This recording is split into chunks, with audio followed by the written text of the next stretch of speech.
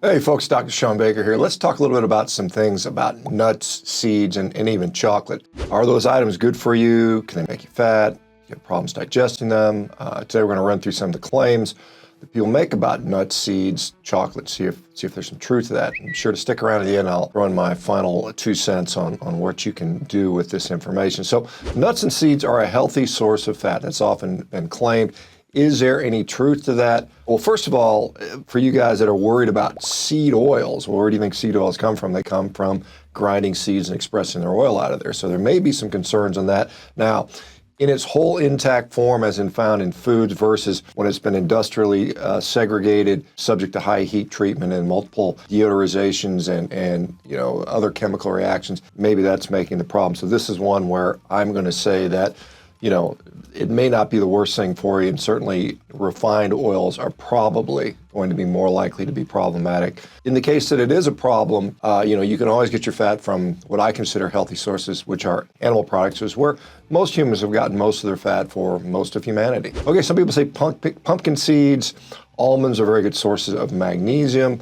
On paper, pumpkin seeds and almonds look like they've got a lot of magnesium, but can we access it? Is it bound up and difficult to absorb? Well, the answer is, yeah, it pretty much is. Almonds, remember, and sunflower seeds are the babies from these big plants, and they're trying to protect these things. And so these plants have their internal pesticides, they have phytotoxins that are designed to deter predators, so you get those things along with the magnesium, but the magnesium is often bound up with other anti-nutrients, so things like, for instance, oxalates, which are high, particularly in almonds, which can lead to, in high enough doses, problems with the kidneys and many other problems. Again, there are much better sources of magnesium out there that don't come with all these other side effects, particularly in people that are very sensitive to those. Okay, nuts and seeds are fine. They're paleo. You can eat as many of them you want. Again, they are concentrated sources of both carbohydrate and fat. They're basically the closest thing to nature do we have a processed food. They're not really designed to be eaten by us in large quantities. And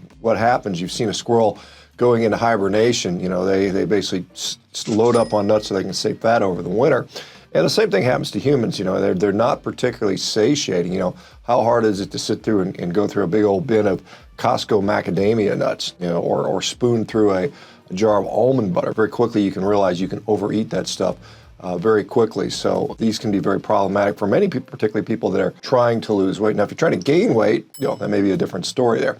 Now, chocolate is a good source of minerals. Again, this is the same issue that we have with some of these other problems. A lot of chocolates have a bunch of fillers, processed sugars, kind of a milk sludge. In fact, there's one consumer report that showed that a popular brand of Hershey's chocolate had a very high level of lead, something like 265% over the quote-unquote maximum. There are some companies that do take care to be mindful of where their chocolate is sourced from and minimizing these problematic ingredients, so there may be some level of benefit in there. And the other thing is, when people will say, well, chocolate's bad for you because it has saturated fat. And again, this is a problem universally across, animal source foods or other foods that have saturated fat in it. Saturated fat in itself, there are all kinds of saturated fats with all kinds of different carbon lengths. Stearic acid is one that is found very commonly in chocolate. It tends to be fairly neutral with regard to cardiovascular disease, and some people will say it's even helpful with allowing our mitochondria to function. And so if you get crappy chocolate, you're probably going to have problems. If you get high quality chocolate, it's probably less